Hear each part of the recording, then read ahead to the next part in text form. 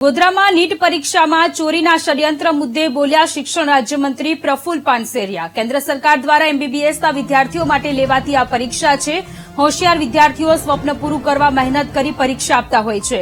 ડિરેક્ટરે પૈસા લઈ ચોરી કરાવવાનો પ્રયાસ કર્યો છે। ડેપ્યુટી કલેક્ટરને જાણ થતાં તુરંત જ જવાબદારો સામે એફઆઈઆર કરાઈ છે। પરીક્ષામાં ચોરી કરવાના નેટવર્કને અટકાવી દેવામાં આવ્યું છે। 6 વિદ્યાર્થીઓ પાસ થયા હોત તો અન્ય વિદ્યાર્થીઓને અન્યાય થાય। ડેપ્યુટી કલેક્ટરને જાગૃતતા દાખવવા બદલ અભિનંદન તેમણે પાઠવ્યા।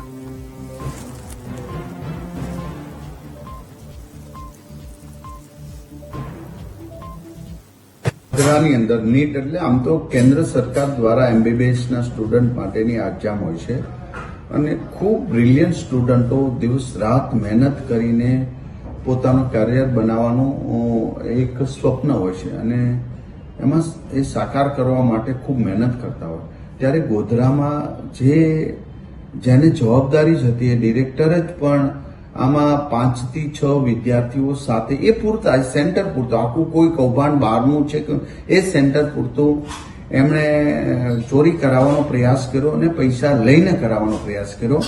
આ જ સરકારની એજન્સીના ડેપ્યુટી કલેક્ટર વગરને આ કૌભાંડ ચોરી કરવાની જાણ થતા તુરંત જ એના ઉપર એફઆઈઆર કરવામાં આવી છે અને આ જે ચોરી કરાવતા હતા તે સ્ટોપ કરાયો છે જેથી કરીને પૂરા ભારતના સ્ટુડન્ટોને અન્યાય ન થાય। માનો કે આ 6 સ્ટુડન્ટો જો આમાં સફળ થયા હોય તો 6 હોશિયાર સ્ટુડન્ટો રહી જાય।